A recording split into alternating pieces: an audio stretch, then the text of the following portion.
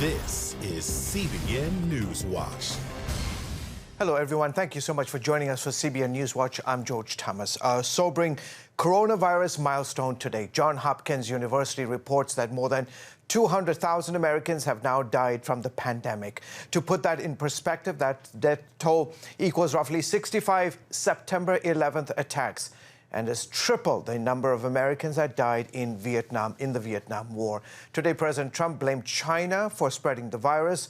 He used his virtual speech at the United Nations to call out Beijing, which he said, quote, unleashed this plague onto the world. My colleague Heather Sells has our report. Overall, coronavirus cases in the U.S. are declining. Still, reaching a death toll of 200,000 is yet another reminder of the breadth and depth of the pandemic. And it's not only a health catastrophe, it's an election battleground. Vice President Joe Biden blamed the president for tweeting and golfing while people were dying, and the president pointed the finger at China. In the earliest days of the virus, China locked down travel domestically while allowing flights to leave China and infect the world. Trump's comments came virtually as part of the United Nations annual meeting. Just a few diplomats appeared in person, while many world leaders like the president were speaking in pre-recorded speeches. Trump called on the UN to hold China accountable for its role in the pandemic and promised that the U.S. will lead in ending it. We will distribute a vaccine. We will defeat the virus. We will end the pandemic, and we will enter a new era of unprecedented prosperity, cooperation, and peace. Trump also touted the American economy, military, and new peace deals in the Middle East, predicting that more will come shortly. Israel, the United Arab Emirates, and Bahrain all signed a historic peace agreement in the White House, with many other Middle Eastern countries to come. They are coming fast, and they know it's great for them and it's great for the world. Heather Sells, CBN News. Thank you, Heather. Republicans are going to have the votes in the Senate to move ahead with the confirmation process for the president's nominee to the Supreme Court to replace Ruth Bader Ginsburg. President Trump wants to have a new justice approved before the election. Our Dale Hill reports Democrats are promising all-out war if he does, even though they can't stop the nomination from going through. Republican leaders believe they have the votes to confirm a nominee replacing Justice Ruth Bader Ginsburg. And the president says he won't let Democrat threats stand in his way. Now they want to impeach me again if I nominate somebody. Go ahead, and I want them to do that. And Senate Majority Leader Mitch McConnell says the nomination process is going forward. This Senate will vote on this nomination this year. Democrats, including presidential candidate Joe Biden, want Republicans to wait until after the election, accusing Republicans of blatant hypocrisy. Why not just come to the floor and say, I'm going to do what's ever best for my political party? President Trump has already met with appeals court judge Amy Coney Barrett, a practicing Catholic who is considered the favorite to replace Justice Ginsburg. Barrett from Indiana is a former clerk for Justice Antonin Scalia. In confirmation hearings for her current judicial post, Democrats took issue with her Catholic faith. The dogma lives loudly within you, and that's of concern when you come to big issues. It's never appropriate for a judge to impose that judge's personal convictions, whether they derive from faith or anywhere else, on the law. Support in the Senate is growing, with Senators Charles Grassley and Cory Gardner saying they'll consider nominees. And just today, Trump critic Mitt Romney said he would support a vote. Republican Senator Lindsey Graham told Fox News Republicans have the votes, and they're not afraid of Democrat threats. I've seen this movie before. It's not going to work. It didn't work with Kavanaugh. We've got the votes to confirm Justice Ginsburg replacement. Democrats are threatening to go scorched earth if Republicans install a new justice and Joe Biden wins the election by packing the Supreme Court, abolishing the Senate filibuster, and granting statehood to Washington, D.C. and Puerto Rico. John Daniel Davidson, political editor at The Federalist, writes that Democrats just made the Constitution an election issue. This is sort of a culmination of increasing extremism from the Democrats. They've long wanted to erode constitutional mechanisms that are a check against pure majoritarian rule. The president is expected to name his nominee Friday or Saturday. Justice Ginsburg will lie in repose in the Supreme Court Wednesday and Thursday. On Friday, she'll lie in state in the Capitol, the first woman to do so. Dale Hurd, CBN News. For more on this story and the latest from our nation's capital, be sure to tune into Faith Nation this evening right here on the CBN News Channel. A complaint about the number of hysterectomies at a Georgia immigration detention center sparked a Homeland Security investigation. Dawn Wooten, a nurse at the facility, is seeking federal whistleblower protection after raising concerns about the number of women at the Irwin County Detention Center who had the surgery. She also spoke out against sanitary conditions in light of the pandemic. I was told not to tell officers that there were detainees that they dealt with day in and day out that were positive. We have families. We have lives. An Associated Press review of the case did not find evidence of mass hysterectomies. A lawyer who helped Wooten told the Washington Post she felt there were enough to need the investigation. Donna Abbott is Senior Vice President of Global Refugee and Immigrant Services at Bethany Christian Services.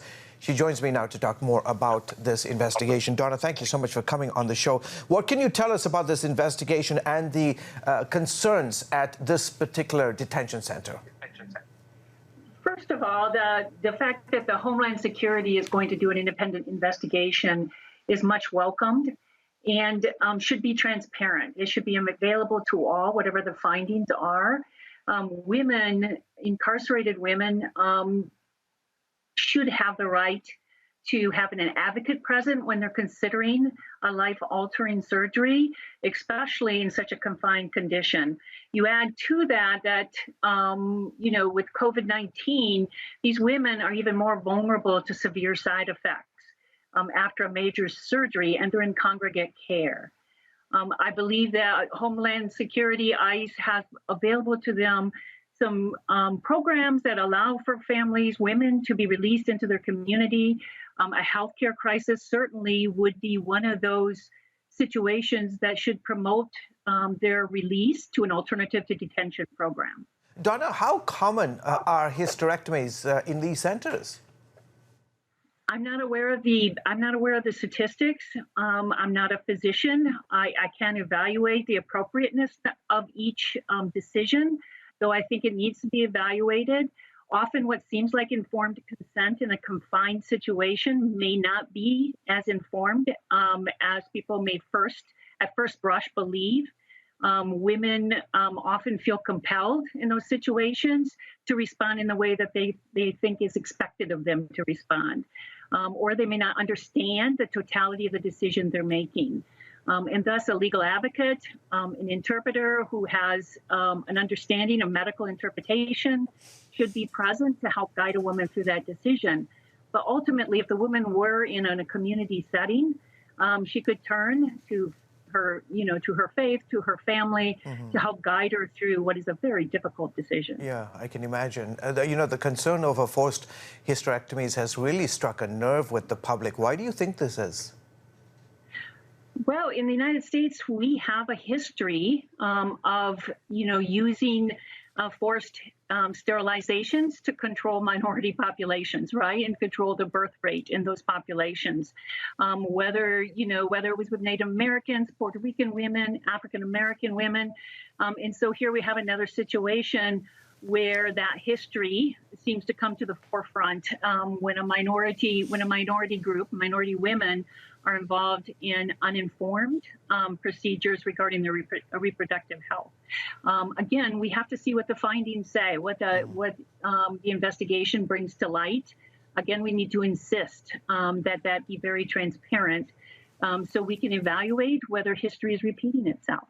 Okay, terrific. Donna, thank you so much for coming on the broadcast. Appreciate your insights on this story. Donna Abbott with Bethany Christian Services. In other news, overnight, Tropical Storm Beta rolled into the Gulf Coast, slamming parts of Texas. The storm hit south of Houston with more than 12 inches of rain swallowing cars and bayous. Some drivers were stranded, surrounded by floodwaters for hours. One man even jumped into his kayak to try to rescue a driver swept off the road. This is dangerous right here. So we got to lift the trucks and stuff. I'm gonna kayak down and put her on the kayak and walk her back in. That's awesome. Good Samaritans to the rescue. More than 20 people had to be rescued. Meteorologists say the slow-moving storm is still a threat for several more days. Coming up, how pro-life leaders across the country are banding together to fight for the unborn. That story in a moment. Stay with us, folks.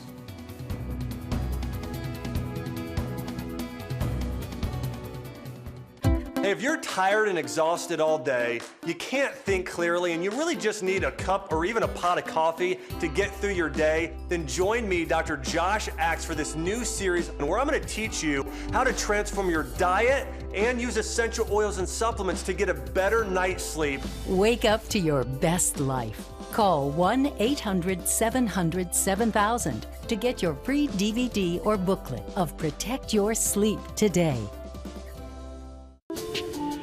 It's about the competition. I kind of put that pressure on myself, and I think people had expectations. It's about overcoming. We use this phrase all the time, keep chopping, keep practicing hard. It's about going the distance. You know, I think as a father, it's my job, to lead. Just be the best husband and father I can be. Watch Going the Distance with Sean Brown Saturday night at 7:30 on the CBN News Channel. Orphans Promise is committed to loving and serving at-risk children, to helping keep families together, and to creating opportunities for strong and sustainable communities around the world.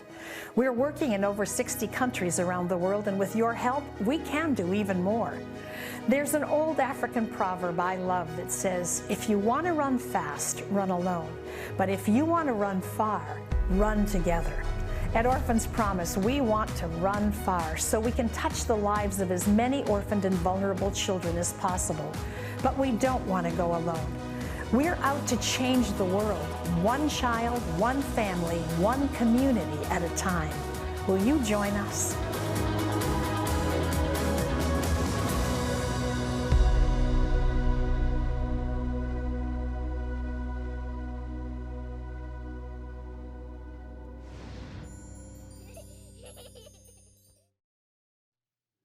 And welcome back to the broadcast. As political candidates prepare to address abortion in upcoming debates, one pro-life organization is making sure Americans have all the facts they need. Focus on the Family is hosting a virtual conference exposing the lies and pain of the abortion industry and celebrating the unborn. It's called See Life 2020. During the event, prominent pro-life speakers and musicians will share stories and music written and recorded specifically for the event. It's taking place online this Saturday, the 26th at 8 p.m.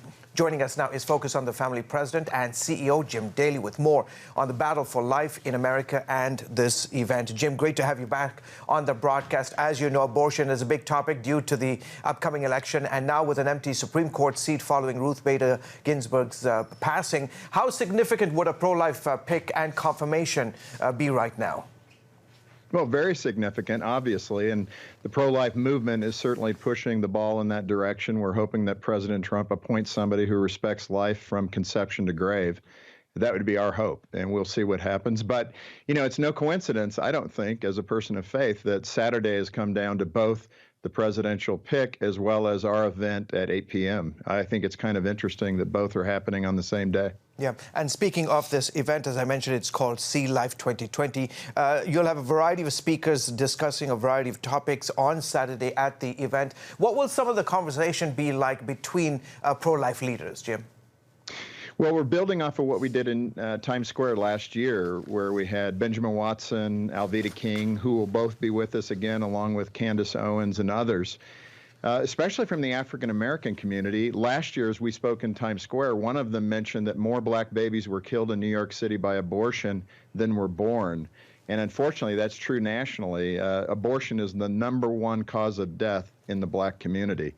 All other things combined don't rise to the number of abortions in the black community. So we're really raising this issue up, not just to the black community, but to everybody, that abortion takes viable human life, and we've got to end it in this nation. Do you see the trend, the tide sort of changing in terms of people's attitude toward abortions compared to, 30, 40 years ago?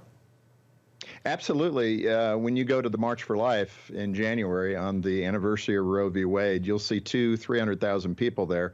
Probably 70, 80% of them are 20-somethings. And I think the most pro-life generation right now is the 20-something. So I'm very optimistic that either survivor mentality, whatever may be driving those 20-somethings to say, wait a minute, abortion seems like an immoral thing to do to our children.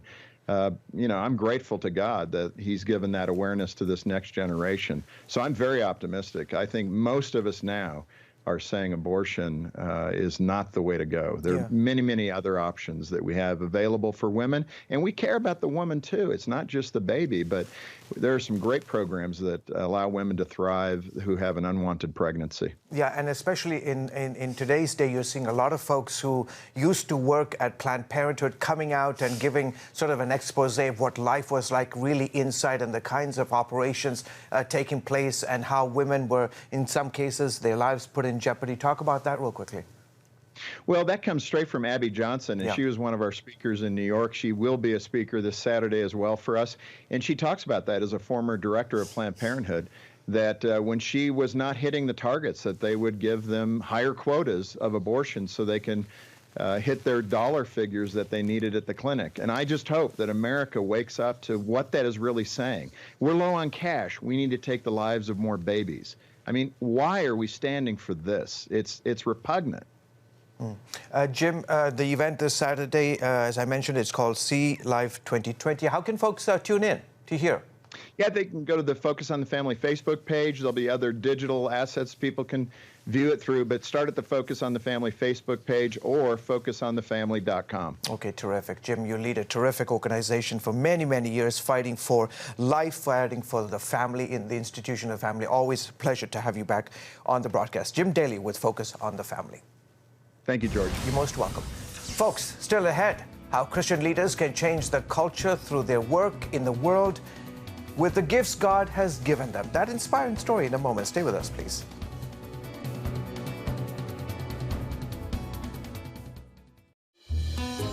Daddy?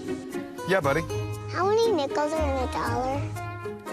There are 20 nickels in a dollar. How do birds fly? Does milk really make my bones stronger? Yeah. Daddy, when we die, will we go to heaven? Do you have the answer to life's biggest question? Call the 700 Club. We'll help you find answers to the important questions life brings your way. Watch breaking news, in-depth exclusive stories and programs, from health to entertainment. You won't find anywhere else. The CBN News Channel, a perspective you can trust. Enjoy credible news reporting from around the world.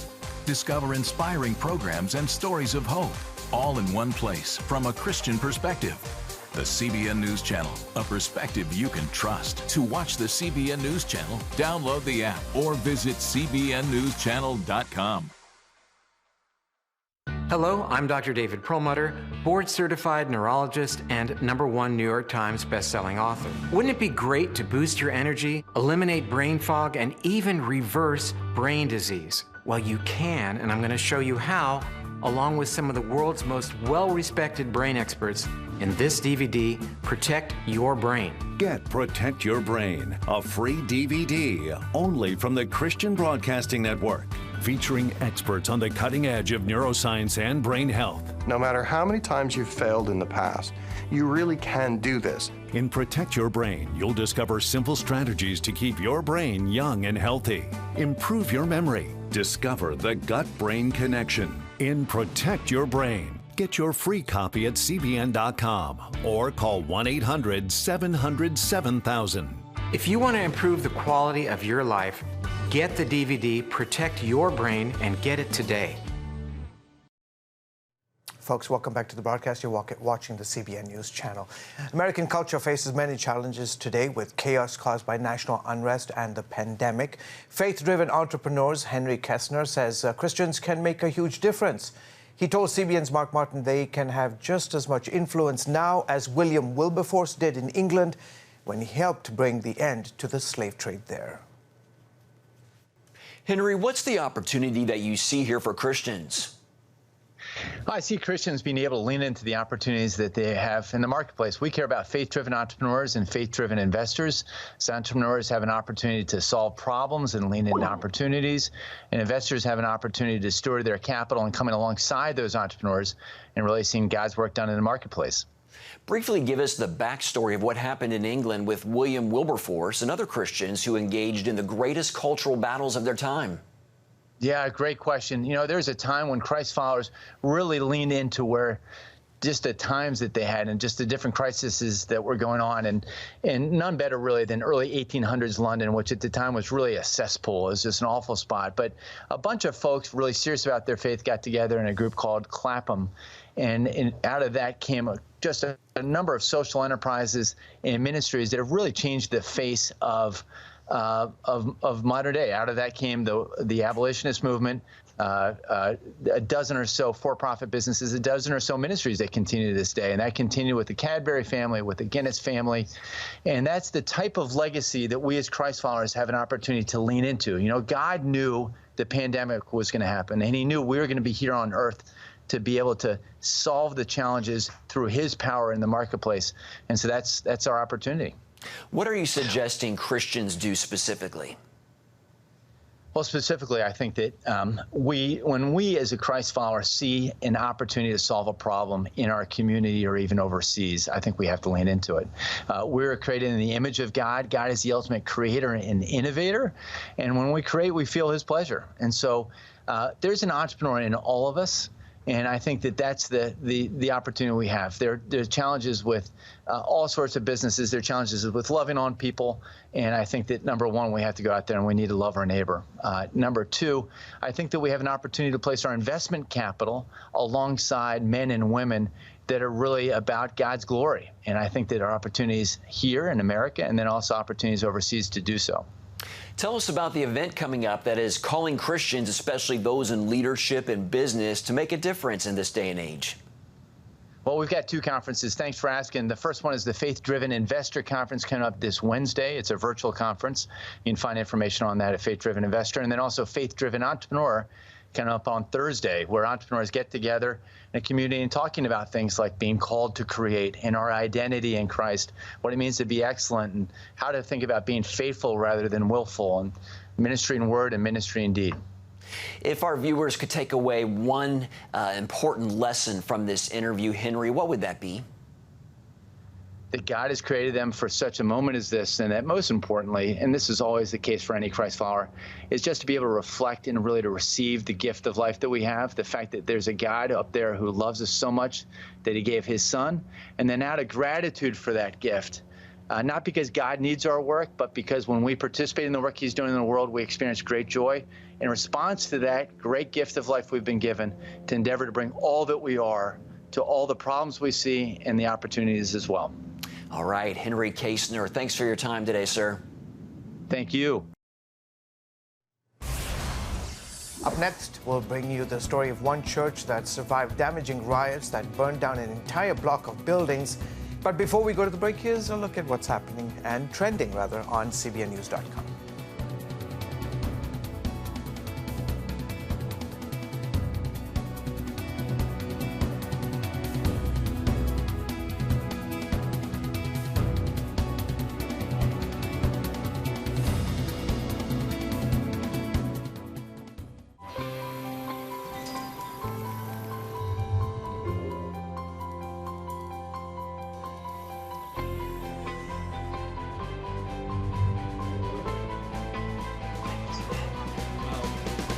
I am Region's first ROTC graduate student.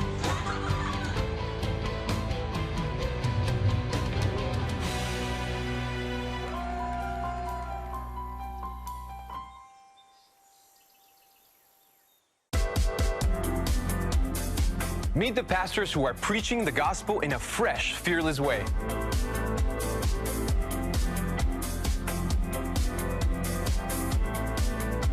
I'm Roberto Torres-Cedillo. Join me each week for Next Gen Voices.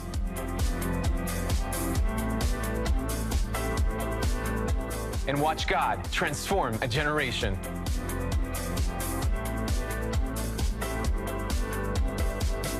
How'd you like to get a redo on your health, on your body, on your arteries, so you could have the energy you had 20 years ago?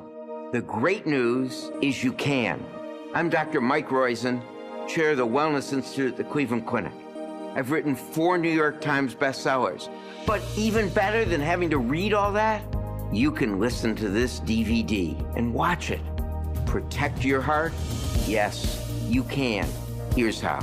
Go to CBN.com or call 1-800-700-7000 for your free copy of Protect Your Heart. Let the medical experts show you their new discoveries on how to avoid heart disease and even reverse it. Easy steps to uncover the hidden dangers in your medicine cabinet, reduce stress, and get a complete do-over for your health. Call 1-800-700-7000. That's 1-800-700-7000. Or go to CBN.com to claim your free copy of Protect Your Heart.